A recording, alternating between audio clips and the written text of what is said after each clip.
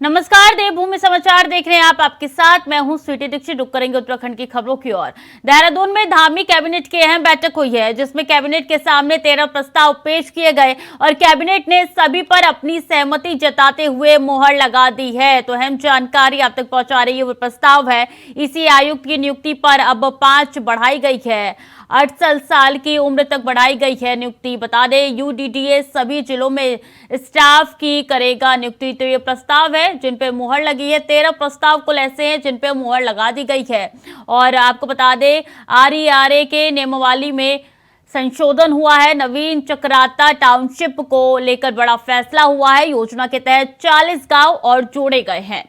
एमटीडीए के तहत टाउनशिप अब बनाई जाएगी और पर्यटन विभाग में 37 पद और सृजित किए जाएंगे। जिला मुख्यालयों में बढ़ाई गई हैं 12 पद। तो कुल ये प्रस्ताव है जिसपे मुहर लगी है। जिलों में फील्ड ऑफिसर के बनेंगे 25 पद। केदारनाथ क्षेत्र में 4 चिंतन शिविर बनाए जाएंगे।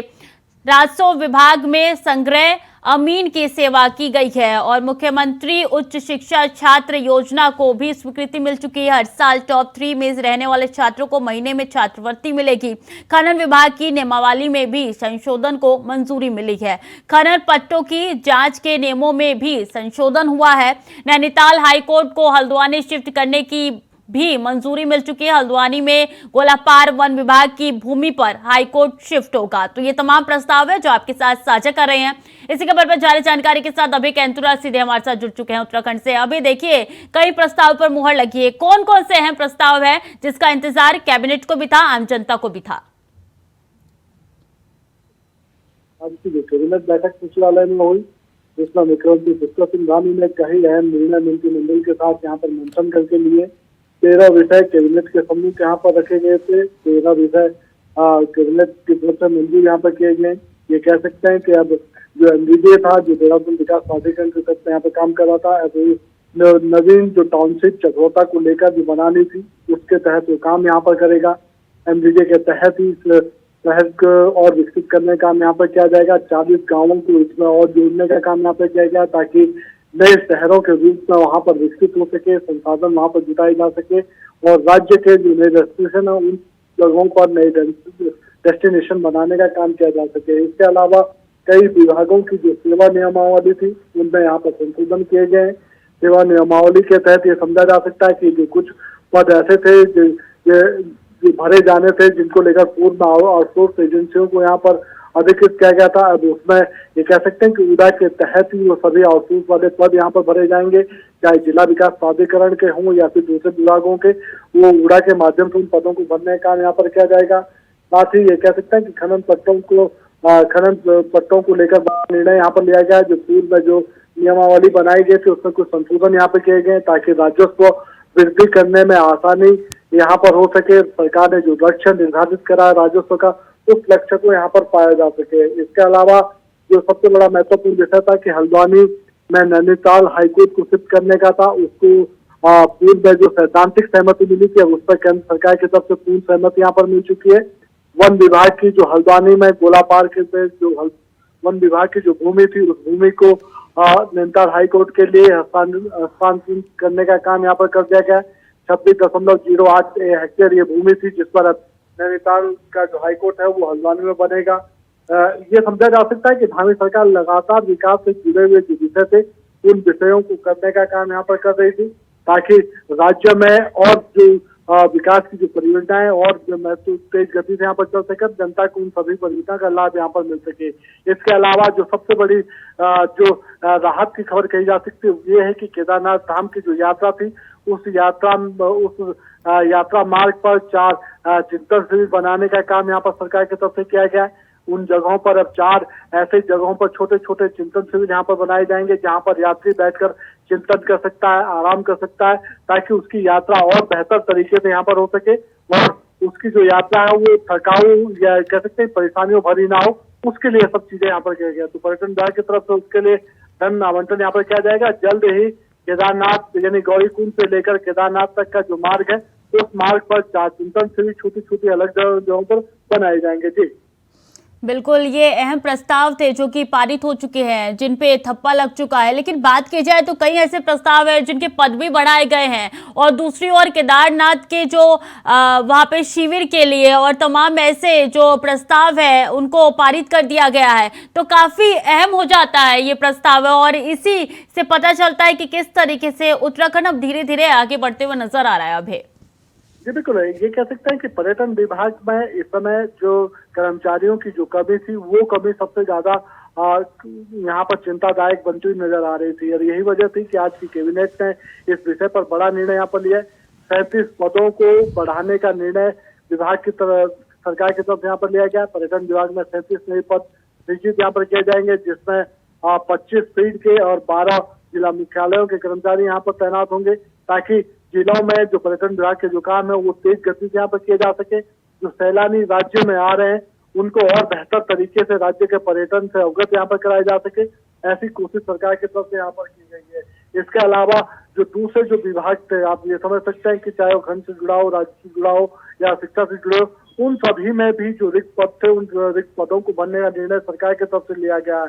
केदारनाथ की यात्रा या फिर जो चारों धामों की जो यात्रा है और बेहतर तरीके से यहाँ पर हो सके, उसके लिए सरकार की तरफ से हर संभव प्रयास यहाँ पर किए जा रहे हैं। उसमें चित्तल शिविर के साथ साथ जो छोटे छोटे जो नए डेस्टिनेशन है या नए जो आरामदायक जो स्थल बनाए जा सकते हैं, जो स्वास्थ्य की सुविधाएं वहां पर दी जा सकती है, उनको और सुदृढ़ करने का काम सरकार की तरफ से किया जा रहा है, ताकि किसी भी प्रकार से जो उत्तराखंड में जो यात्री आ रहे हैं, सैलानी आ रहे हैं, उनको परेशानियों का सामना न करना पड़े। तो सरकार लगातार प्रयासरत है और उसको लेकर लगातार जो आवश्यकताओं के अनुरूप जो निर्णय लेने की जो जरूरत है, उसको लेने में सरकार पीछे नहीं हटती है, लगातार उस दिशा में निर्णय ले रही है, ताकि यात्रा भी आसानी से हो सके और उत्तराखंड राज्य को इस यात्रा के जरिए बड़ा लाभ यहाँ पर मिल सके। जी अभय, बहुत बहुत शुक्रिया आपका तमाम जानकारियों के लिए।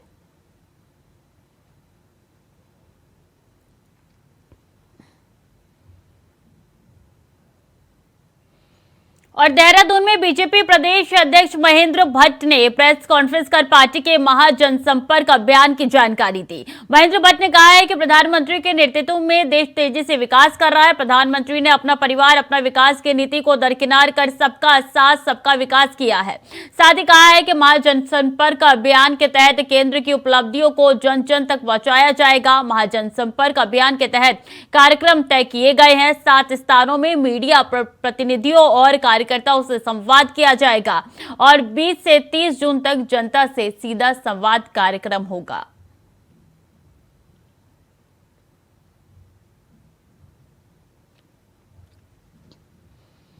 मंगलवार को पूर्व मुख्यमंत्री त्रिवेंद्र रावत ने नई दिल्ली में बीजेपी के कई बड़े नेताओं से मुलाकात की, फिर देर शाम वापस देहरादून लौट आए। उन्होंने दिल्ली में पार्टी के राष्ट्रीय महासचिव बीएल संतोष, प्रदेश प्रभारी दुष्यंत गौतम, राष्ट्रीय उपाध्यक्ष सौदान सिंह और संगठन मंत्री शिव प्रकाश से मुलाकात की।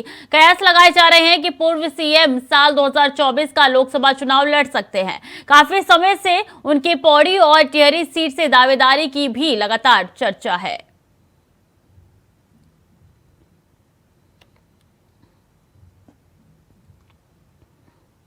प्रधानमंत्री नरेंद्र मोदी के दौरे को लेकर सीमांत जिले पिथौरागढ़ के दूरस्थ गांव गुंजी में तैयारियां तेज की जा रही है। वहीं सूबे के मुख्यमंत्री पुष्कर सिंह धामी ने कहा है कि प्रधानमंत्री नरेंद्र मोदी के इंतजार कीजिए।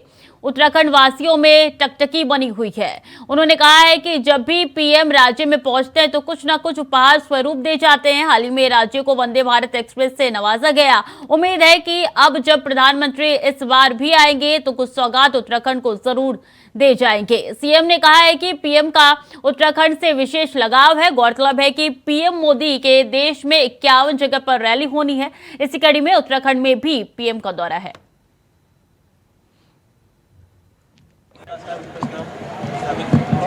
अभी चूंकि देश भर के अंदर उनके कार्यक्रम होने हैं, उस कार्यक्रमों की श्रृंखला में उत्तराखंड वासियों को भी हमेशा उनका इंतज़ार रहता है कि वो उत्तराखंड आएँ, और यहाँ की भूमि से उनका विशेष लगाव है। और उसके कारण से वो जब भी उत्तराखंड आए हैं तो उत्तराखंड को सौगात देकर गए हैं। अभी हमको वंदे भारत एक्सप्रेस मिली है, उन्होंने 9 रत्न दिए हैं विकास के। निश्चित रूप से इन सब के कारण से हर उत्तराखंड वासी उनका इंतज़ार करता है। वो आएंगे तो निश्चित रूप से हम सब लोगों से मिलेंगे भी, और आगे के कार्यक्रमों को भी बढ़ाने का जो है उनका आह्वान रहता है हमेशा।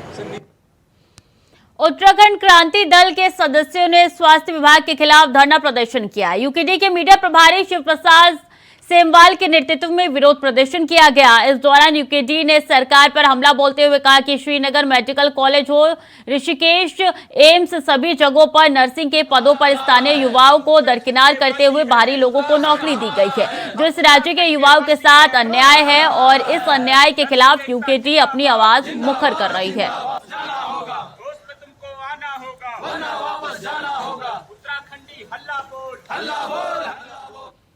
लक्सर के सुल्तानपुर चौकी पुलिस ने कोर्ट के आदेश पर 5 महीने पहले नवजात बच्चों की मौत के मामले में शव को कब्र से बाहर निकालने के निर्देश दिए हैं। दरअसल मामले में नवजात बच्ची की मां ने पुलिस में अपने पति के खिलाफ रिपोर्ट दर्ज कराई थी, जिसमें महिला ने अपने पति पर अपनी बेटी की हत्या के आरोप लगाए थे। बता दें कि बच्ची के जन्म के 3 दिन बाद उसकी संदिग्ध परिस्थितियों में मौत हो गई थी। घटना के 5 महीने बाद महिला ने अपने पति के खिलाफ शिकायत दर्ज कराई, जिसका संज्ञान लेते हुए कोर्ट ने आदेश जारी किया है, जिस पर बच्चे के शव को कब्र से निकालकर जांच के लिए भेज दिया गया है।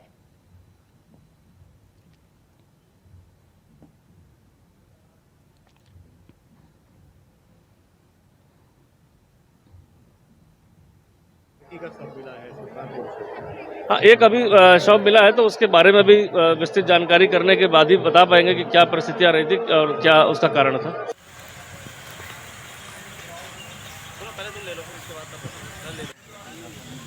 तो कोर्ट के आदेश के बाद शव निकाला गया है। बता दें कि संदिग्ध परिस्थितियों में इस बच्ची की मौत हो गई थी। इसके बाद से मां ने बच्ची के पिता के ऊपर केस दर्ज कराया है। 5 महीने बाद मां ने ये केस दर्ज कराया है। उनका कहना है कि पिता ने ही अपने बच्ची की हत्या की है और संदिग्ध परिस्थितियों में चूंकि उसकी मौत हुई है, इसलिए मामला कोर्ट तक पहुंच गया। कोर्ट के आदेश के बाद बच्ची के शव को निकाला गया, जहां पर दफनाया गया था 5 महीने बाद, और अब पोस्टमार्टम के लिए बच्ची के शव को भेज दिया गया है। मामला काफी संज्ञान में है पुलिस के, और ऐसे में पुलिस ने इस मामले पे एक्शन लेते हुए कोर्ट के आदेश के बाद और तमाम आगे की जांच पड़ताल में पुलिस जुट चुकी है। बता दें कि नवजात की मां ने बताया है कि पिता ने ही इसका कत्ल किया है, और मां के बयान के मद्देनजर अब हाईकोर्ट ने आदेश दिया है। उसके बाद से बच्ची के शव को बाहर निकाला गया 5 महीने बाद, और फिलहाल पोस्टमार्टम के लिए भेज दिया गया है। आगे की जांच पड़ताल पुलिस करेगी। बता दें कि 5 महीने बाद बच्ची के पैदा होने के 3 दिन बाद ही बच्ची की मृत्यु हो गई थी। आज निर्जला एकादशी है, यानी ऐसी एकादशी जिसे बिना जल ग्रहण किए ही व्रत रखकर पूरा किया जाता है। साथ ही गंगा स्नान किया जाता है। इस दिन पितरों के निमित्त पूजा अर्चना और पिंडदान आदि किया जाता है। ऐसा कहा जाता है कि जो भी व्यक्ति इस दिन दान और पूजा करता है, उसे अक्षय पुण्य की प्राप्ति होती है। इस पुण्य को पाने के लिए हरिद्वार में बड़ी संख्या में श्रद्धालु पहुंच रहे हैं।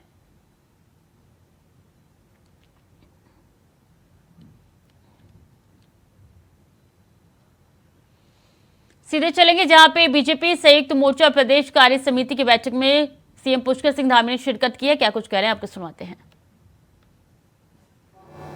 हमें विश्व के हमारे सर्वाधिक लोकप्रिय नेता, हमारे देश के यशस्वी प्रधानमंत्री मोदी जी के जो विशेष कार्यक्रम है रेडियो के द्वारा, जो उन्होंने उनकी ये सोच थी कि जब आज साइंस एंड टेक्नोलॉजी, संचार की दुनिया, इंफॉर्मेशन टेक्नोलॉजी की दुनिया इतना आगे बढ़ रही है, उस समय में भी उन्होंने रेडियो कार्यक्रम मन की बात को किस प्रकार से लोगों तक पहुंचाने का काम किया। ये मैं समझता हूं कि विश्व का इतिहास है कि किसी भी देश के राष्ट्राध्यक्ष के द्वारा, किसी प्रधानमंत्री जी के द्वारा लगातार 100 से ज्यादा एपिसोड इस प्रकार से एक दिन भी रुके हुए, एक सीरीज भी बीच में ब्रेक हुए बिना उसको पूरा किया है। और इस सीरीज के माध्यम से, ये केवल एक सीरीज ही नहीं है, आप सब लोगों ने देखा होगा 100वें एपिसोड में जो 100वां संस्करण था, उस संस्करण में उन्होंने जिस प्रकार से बात रखी और जिस प्रकार से कोई प्लास्टिक के क्षेत्र में काम करने वाले, कोई नॉर्थ ईस्ट में बुनाई के क्षेत्र में काम करने वाले, कश्मीर में काम करने वाले, या अमरोहा में काम करने वाले, जो समाज के ऐसे लोग जो अत्यधिक मेहनत कर रहे थे, परिश्रम कर रहे थे, अपना सर्वोत्तम देने का काम कर रहे थे, उन सभी को उभार देने का काम, यानी कि उनको पहचान देने का काम और लोगों को अधिक से अधिक लाभ देकर इस कार्यक्रम से उन्होंने आगे बढ़ाने का काम किया। भाइयों बहनों, आदरणीय मोदी जी की भांति हमें देश और अपने संगठन को और अधिक मजबूत करने के लिए रात दिन काम करना है। अभी 2 दिन मैं भी दिल्ली में था और 27 तारीख को हमारी नीति आयोग की बैठक, और प्रातः काल से नीति आयोग की बैठक चलती है, 9 बजे से प्रारंभ हो जाती है और शाम को 5-6 बजे तक लगातार चलती है। मैंने देखा कि पूरे समय प्रधानमंत्री जी हम लोगों के बीच में थे, जिसमें भारत की गवर्निंग बॉडी की काउंसिल की सबसे बड़ी बैठक कोई होती तो नीति आयोग की बैठक होती है, जिसमें देश के सभी केंद्र सरकार के मंत्रीगण होते हैं, अधिकारीगण होते हैं, सभी प्रदेशों के मुख्यमंत्री होते हैं, लेफ्टिनेंट गवर्नर होते हैं। और अगले दिन प्रातः काल से जो भारत के द्वारा भारत के लोगों के द्वारा लेते इस अमृत काल के लिए ठीक उपयोगी होने वाली मान सम्मान और स्वाभिमान की प्रतीक नई संसद का जो लोकार्पण का कार्यक्रम था, प्रातःकाल 7 बजे से प्रारंभ हुआ और अनेक कार्यक्रम करते करते उसके बाद मुख्यमंत्री परिषद की बैठक हुई। वो रात को 9 बजे तक चलती रही और प्रधानमंत्री जी लगातार ऐसे कार्यक्रमों में एक के बाद एक और उसके बाद रात्रि 11 बजे तक उन्होंने अपने जो कार्यक्रम होते हैं उन कार्यक्रमों को संपादित किया। यानी कि एक कर्मयोगी की तरह एक दिन और एक क्षण और एक पल रुके हुए लगातार साधना का काम जिस प्रकार से मोदी जी कर रहे हैं, भाइयों बहनों, उसको हम सब बड़े सौभाग्यशाली हैं कि देश को एक ऐसे कर्मयोगी के रूप में प्रधानमंत्री मोदी जी मिले हैं कि जिन्होंने आज भारत का जो मान सम्मान है वो पूरी दुनिया के अंदर बढ़ाया है। आप देखिए, पहले 2014 से पहले की बात सोचिए कि कोई प्रधानमंत्री विदेश में जाते थे तो पता भी नहीं लगता था कि प्रधानमंत्री जी विदेश में गए हैं। और आज चाहे अमेरिका हो, ऑस्ट्रेलिया हो, जर्मनी हो, जापान हो, किसी भी देश के अंदर प्रधानमंत्री जी जाते हैं तो पूरी दुनिया के अंदर जो है वही खबर प्रमुखता से होती है कि आज मोदी जी और भारत के प्रधानमंत्री यहाँ पर। अभी आपने देखा होगा किस प्रकार से बाइडेन ने उनके लिए किस प्रकार का संबोधन किया, किस प्रकार से ऑस्ट्रेलिया के प्रधानमंत्री जी ने संबोधन किया, किस प्रकार से पापुआ गिनी के लोगों ने सारे प्रोटोकॉल तोड़कर सारी मान्यताएं समाप्त करके उनका रात में भी किस प्रकार से स्वागत हुआ। और प्रधानमंत्री जी का स्वागत जरूर हुआ, लेकिन अब प्रधानमंत्री जी के रूप में हर एक भारतवासी का, देश के रहने वाले 140 करोड़ भारतीयों का मैं तो कहूँगा कि ये स्वागत और ये अभिनंदन देश दुनिया कर रही है। हर एक भारतवासी आज गौरवान्वित हो रहा है। उनके कुशल नेतृत्व का ही प्रतिफल है कि पिछले 9 वर्षों में हर वर्ग का कल्याण हुआ है और आजादी के बाद के वर्षों की तुलना में पिछले 9 वर्षों के विकास के मानदंडों के आधार पर हम कह सकते हैं कि हमारे देश ने हर क्षेत्र में प्रगति की है और इसका लोहा आज संपूर्ण विश्व मान रहा है। 2014 में देश की 140 करोड़ जनता ने आदरणीय प्रधानमंत्री मोदी जी पर अपना भरोसा जताया था और उस भरोसे ने इन 9 वर्षों में समृद्धि रूपी जो रेलगाड़ी है उसको विकास रूपी पटरियों पर सरपट तेज दौड़ाने का कार्य किया है। इन 9 सालों में अगर हम केंद्र की सरकार की स्वास्थ्य से लेकर शिक्षा, निःशुल्क खाद्यान्न, निःशुल्क इलाज तथा किसानों के विकास से लेकर गरीबों के आवास तक, सेना के आधुनिकीकरण, सीमाओं की सुरक्षा तथा प्रत्येक नागरिक को वैक्सीन पहुंचाने से लेकर हथियार और मोबाइल उत्पादन तक के हर क्षेत्र में महत्वपूर्ण कार्य किए हैं। पहले एक समय था भारत दवाओं और टीकों के लिए विदेश की कृपा पर निर्भर रहता था या कोई हमको उपहार स्वरूप जो है वैक्सीन दे दिया करते थे। अब केंद्र में जब से मोदी जी की सरकार आई, भारत ने इस कोविड के समय में एक नहीं 2 स्वदेशी टीके विकसित किए, बल्कि कई देशों को ये टीके और जीवन रक्षक दवाइयों को भी भेजने का काम किया। आज मोदी जी के नेतृत्व में राष्ट्रीय नई शिक्षा नीति आई है और इस नए पाठ्यक्रम को लाकर सरकार की शिक्षित समाज और मजबूत भारत की जो प्रतिबद्धता है वो प्राथमिकता से सबके सामने झलकती है। भाइयों बहनों, स्वतंत्र भारत के इतिहास में अगर हम आवास निर्माण की बात करें तो आजादी के बाद से लेकर 65-66 वर्षों में अगर कुल मकानों की संख्या देखेंगे तो 8 लाख मकान है, और इन 9 वर्षों में जिसका कोई अंदाजा नहीं लगा सकता था, 3.5 करोड़ से भी ज्यादा गरीबों को मकान दे दिए गए। इसी के साथ साथ कोविड काल में 80 लोगों को खाद्यान्न सुरक्षा, ये बहुत बड़ा विषय है, हम सब जानते हैं।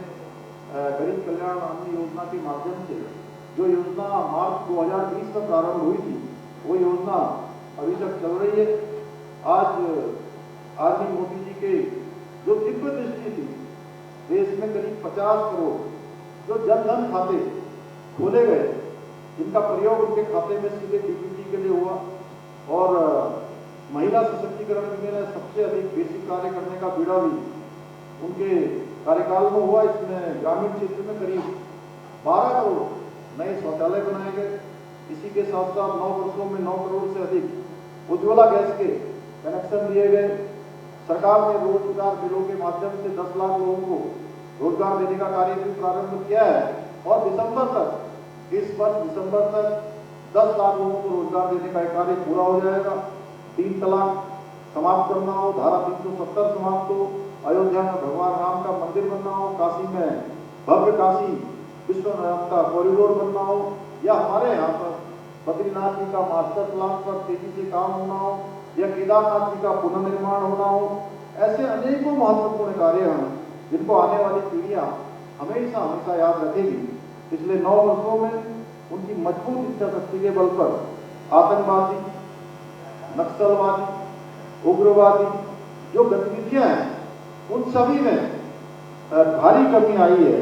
आज दुनिया के अंदर भारत 5वीं सबसे अर्थव्यवस्था के रूप में बन गया है, और हमारे द्वारा जो यूपीआई जैसी कई योजनाओं को पश्चिमी देशों के लोग भी आज एक मॉडल के रूप में मान रहे हैं।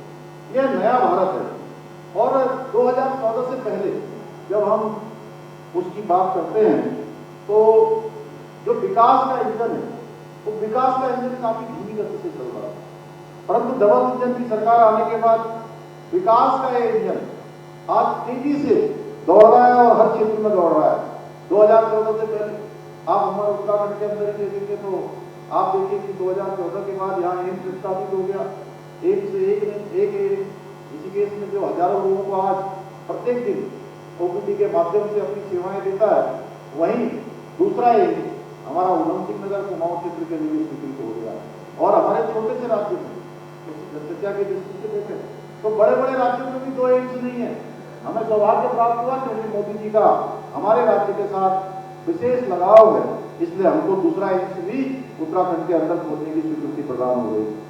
2014 से पहले सड़कों की हालत किस प्रकार से खस्ता थी, वो छुटी हुई नहीं। आज दिल्ली से देहरादून जाने वाली सड़क जिस प्रकार से तेजी से एलिवेटेड रोड का काम हो रहा है, आने वाले समय में मात्र 2 घंटे में देहरादून से दिल्ली की जो सफर है वो पूरा हो जाएगा।